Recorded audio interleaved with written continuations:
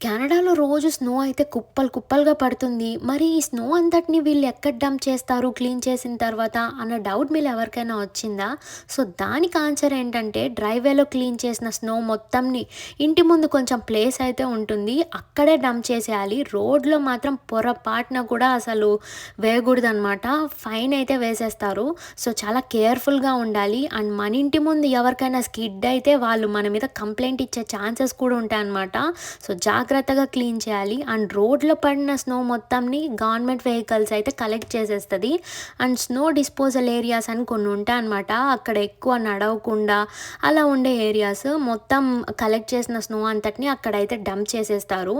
ఇంకా too much snow ఎక్కువ పడిపోతుంది అంటే రోడ్లో కొంచెం సైడ్‌కి ఫుట్‌పాత్ దగ్గర అక్కడైతే ఇంకా కుప్పలు కుప్పలుగా పెట్టేస్తారు. మరి ఏం చేస్తాం, ప్లేస్ ఏమో ఉండదు. ఇంక ఇది సమ్మర్ వచ్చినప్పుడు కరిగిపోవాల్సిందే.